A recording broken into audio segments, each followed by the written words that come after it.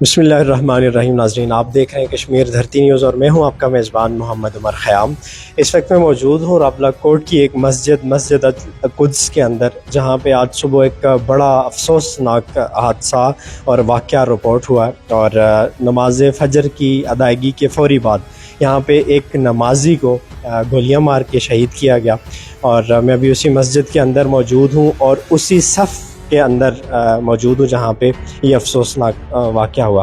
मेरे साथ उस दौरान उस वाक़े को उसके जो आई विटनेस हैं एक भाई मौजूद हैं, ये इनसे सारी तफसीलात जानने की कोशिश करूँगा। मुझे सबसे पहले बताइएगा आपका नाम क्या और आपका ताल्लुक़ कहाँ से है?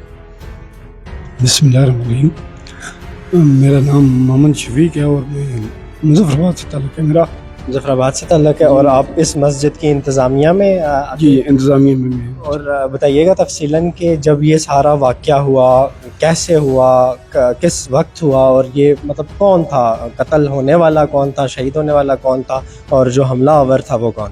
ये हमारे भाई अबू मूसा कश्मीरी भाई थे, उनके बड़े भाई थे। तो वो भी हम नमाज़ पढ़ने के लिए इकट्ठे आए तो जिस बंदे ने गोलियां मारी वो भी पहले हमारे साथ इधर उसने नमाज़ पढ़ी और नमाज़ पढ़ने के बाद हम बैठे अज़कार कर रहे थे। वो भी उठ के, उसके पास एक बैग था, उसने बैग खोला और पता नहीं उसने जंजीरी बंद की या खोली, तो फिर उसने हेलमेट उठा के वो उस तरफ चला गया। तो थोड़ी देर बाद हमने देखा कि वो मस्जिद के दूसरी साइड से कॉलम की तरफ से आ रहा है और उसने नज़दीक से पहुंचकर उनको फायर मारे। और मैं उठ के खड़ा हुआ तो मैंने उससे कहा कि आप ये क्या कर रहे हैं, तो उसने मेरी तरफ भी अपना पिस्तौल तान दिया और मुझे कहा कि अगर आप आगे बढ़े तो मैं आपको भी गोली मार दूंगा। तो इसी तरह अपना पिस्तौल हाथ में ताने हुए वो मस्जिद के गेट से बाहर निकल गया और उसके जो साथ वाला आदमी था तो वो बाहर गेट में दूसरा उसके इंतज़ार कर रहा था। जिस बंदे ने फायर किए, जो कातिल था, वो भी नमाज अदा करने के बाद उसने ये काम? जी, नमाज अदा करने के बाद उसने ये काम किया। उसको जानते हैं कौन था? हम नहीं जानते, वो पंजाब की तलक से ये ऐसा मालूम होता था कि ये पंजाब का रहने वाला है, यहाँ कोई मुकीमी आदमी वो नहीं था। पहले भी कभी उसको देखा? कभी 6-7 साल हमें यहाँ नमाज पढ़ते हुए हो गया, हमने उसे नहीं देखा। पहले कभी नहीं देखा? पहले कभी नहीं। और नमाज की अदायगी जब हो चुकी थी तो उसके बाद वो उठा और उसने पिस्टल निकाला और फिर फायर किया? हाँ जी, उसके बाद उसे उठा और यहाँ से चला गया और पहले उसने पिस्टल अपना हेलमेट रखा हुआ था सफ के आगे, तो जब वो उठा तो उसने फायर करते वक्त हेलमेट पहन लिया। तो जब उसने फायर किया उस वक्त कितने नमाजी थे मस्जिद के अंदर? उस वक्त 3 नमाजी थे हम, एक वो कत्ल होने वाला शहीद होने वाला बंदा और 2 हम और थे। 2 आप और थे। तो जब उसने ये फायर किए तो उसके बाद आपने उसको रोकने की कोशिश नहीं की? मैं रोकने की कोशिश की, लेकिन उसने मेरी तरफ पिस्तौल जब तान लिया कि आप आगे बढ़ेंगे तो आपको गोली मार दी जाएगी। तो इसी हालत में वो कहता है कि मैंने लोड करके रखा हुआ है तो आप आगे ना बढ़ें, तो इसी हालत में वो गेट से बाहर निकल गया। और जो भाई शहीद हुए इनका ताल्लुक कहाँ से था? इनका ताल्लुक बेसिकली मकबूजा कश्मीर से था, तो वो यहाँ सेटल थे। और इस मस्जिद में आज कितने अरसे से यहाँ पे नमाज अदा करते थे या कितने अरसे से यहाँ पे मुकीम थे? मैं खुद, वो भाई जो शहीद हुए, वो भाई तकरीबन कभी कभार ये 15 दिन कमोवेश वो उनको यहाँ हो गए। वो प्रोग्राम में आए थे तो उसके बाद यहाँ ही थे, तो वो नमाज अदा करने के लिए। तो आपके साथ उठना बैठना ज़ाहिर उनका हुआ होगा, तो कभी कोई इस तरह से किसी के साथ कोई तल्ख कलामी, कोई दुश्मनी, कोई इस तरह, इससे पहले भी कोई ऐसा वाक़या? बहुत बड़े बाखलाक आदमी थे, बिल्कुल खाली मैं नहीं, बाजार में भी कोई आदमी ये नहीं कह सकता कि वो किसी के साथ उन्होंने किसी तल्ख कलामी से बात की। कोई आइडिया भी नहीं कि जिसने ये काम किया क्या दुश्मनी हो सकती है? वल्लाहु आलम, इसका कोई कह नहीं सकता।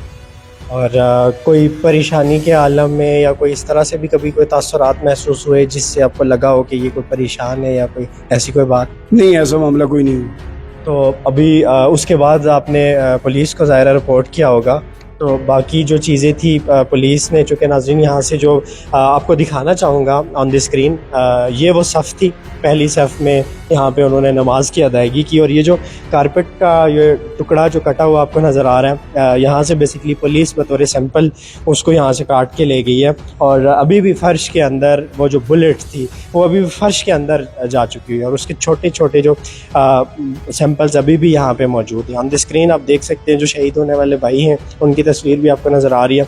और उसी के साथ साथ मैं बताना चाहूँगा कि रावला कोट की तारीख़ में मस्जिद के अंदर एक नमाजी को गोलियां मार के शहीद कर देना, ये पहली दफ़ा का इस तरह का वाक़या यहाँ पे रिपोर्ट हो रहा है।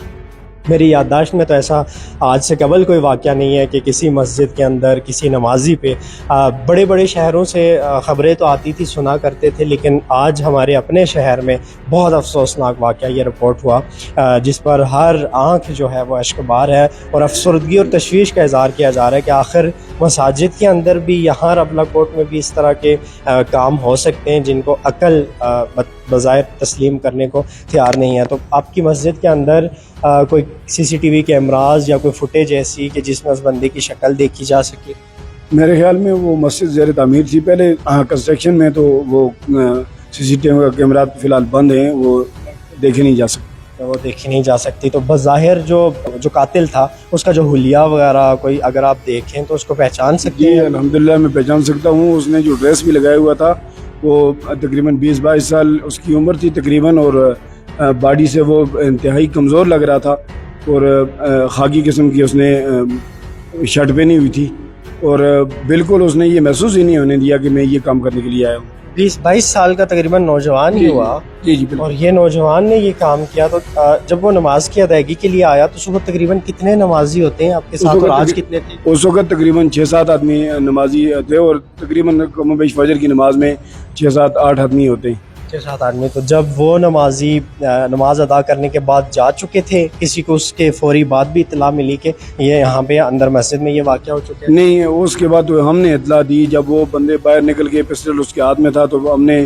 جا کے ہمارے وہ کاریاں امجد صاحب ہیں، تو ان کو ہم نے یہ بتایا کہ یہ نیچے یہ واقعہ ہو چکا ہے تو آپ باہر نکلیں، تو وہ بھی اسی طرح رونے میں وہ باہر نکلے چیخو پکار کے ساتھ۔ تو ہم نے سارے مسجد کی انتظامیہ کو جو جتنے بھی تھے انہوں نے ہمیں اطلاع دی کہ مسجد کے نیچے یہ واقعہ ہو چکا ہے۔ آپ نے جیسے ذکر کیا کہ اس کے پاس ہیلمٹ تھا، تو اٹ مینس کہ وہ شاید بائک پہ ہوا ہو، تو بائک کیا گاڑی جو بھی تھا مسجد کے باہر پارک تھا یا مین روڈ پہ؟ کوئی دیکھا بھی آپ نے کہ واپس وہ کس پہ فرار ہوا؟